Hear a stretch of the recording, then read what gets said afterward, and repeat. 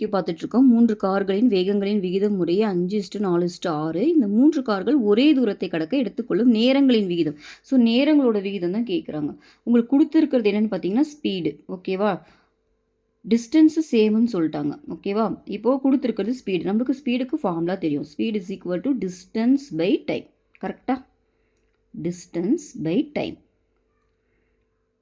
அப்போது இந்த ஃபார்முலா படி எழுதணும்னா டிஸ்டன்ஸ் ஃபஸ்ட் ஒனுக்கு வந்து பார்த்திங்கன்னா எக்ஸு, டைம் தெரியாது T1. செகண்டுக்கு பார்த்திங்கன்னா டிஸ்டன்ஸ் சேம் தானால எக்ஸு, டைம் மட்டும் டிஃபர் ஆகும் T2. Next distance same x T3. ஓகேவா? இதுதான் என்னன்னு கொடுத்துட்டாங்க. அதாவது 5:4:6ன்னு கொடுத்துட்டாங்க.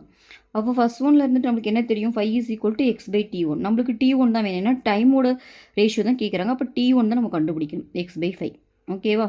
அதே மாதிரி T2 பார்த்திங்கன்னா எக்ஸ் பை 4. அதே மாதிரி T3 பார்த்திங்கன்னா எக்ஸ் பை 6. ஸோ இதோட 3 ரேஷியோ தான் கேட்குறாங்க. ஓகேவா? அப்போ x by 5 is equal to x by 4 is equal to x by 6.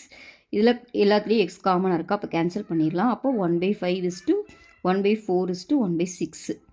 இப்போது இதில் வந்து பார்த்திங்கன்னா இதோட காமனாக எல்சியம் வந்து பார்த்திங்கன்னா 60 வருமா? அப்போது 60ஆல் மல்டிப்ளை பண்ணுங்கள்.